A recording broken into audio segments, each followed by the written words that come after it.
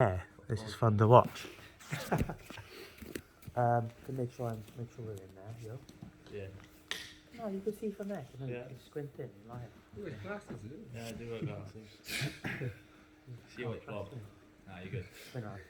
Okay, so yeah, so I explained this yesterday, but I'll go through it again for anyone who wasn't here and for the camera. Okay, so we're going to look at I have a butterfly here. So let's imagine we're looking at the half butterfly and different ways to pass the half butterfly. We've looked at the options so far about going in that direction. So we used the grapevine and we looked to mash our partner's leg over to the side. It's hard for them to lift us, and we can come over the top for the mount, or we can, another option is to rearrange our legs and then knee cut across them. So what we're going to cover today, which we're covering this week, is ways of coming this way. Okay, so the key thing when we're coming this way is we don't want to allow our opponent to have free movement of their hips and a strong hook on our leg. Okay, so if I was in this position and Dino had, is this right for this? He had a strong hook here. Can you see how his foot is engaged in my thigh? Now if he managed to set up good upper body control, he'd be able to sweep me to his right, my left. Yes, he can lift me. One way in which I can ineffectively try and pass this is try and outrun the hook. So just try and be quicker, yeah, by turning and opening my hips. And what that's going to do is going to allow him to just basically sweep me, okay? If I am going to go in this direction, I want to make sure that I address the effectiveness of the hook, because it's going to be right in the knee. So the way I do that is I want to sprawl my hip, okay, and have an inward turn of my hip so that I move down the foot, yeah, so it puts the leverage in my favor. It's harder for me to be lifted. If I do get lifted, what I want to make sure that I do is prevent this leg from getting involved. Okay, so anytime I move over to this side and I'm nice and low on the hook, I want to block this leg so that this ends up happening. Yeah, so the legs end up getting crossed. So I'm going to go slowly because it's Dino's knee, but okay, so I have to add this in as well. All this is predicated on having control on this side, so your partner can't turn. So we've been doing all of this off the near side underhook.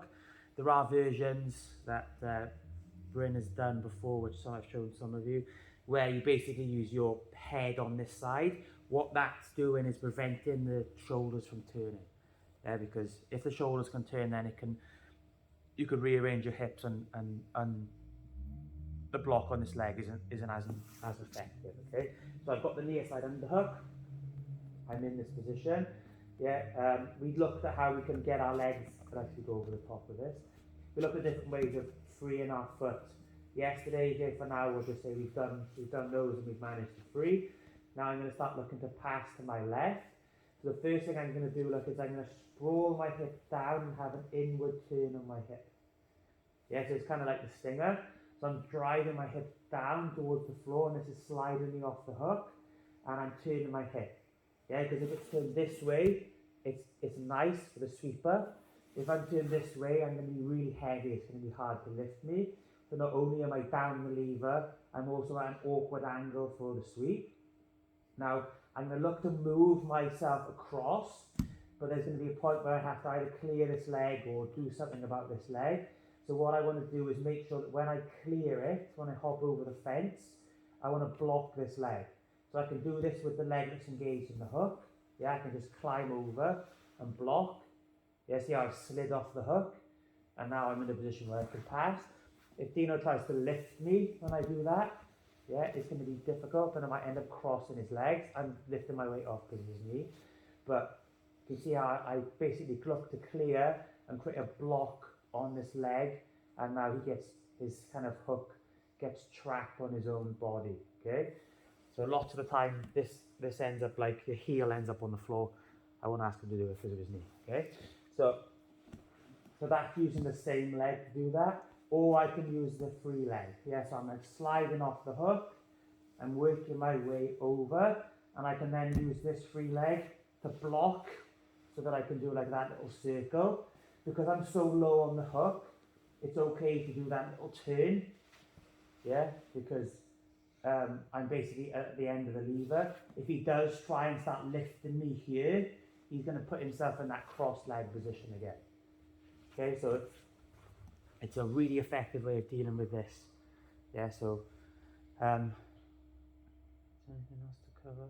No, so let's just practice that again from that position, and we'll just get straight into pressure testing. Cool? Any questions? No? Okay, let's go. I'm sure there was something else I was supposed to say then.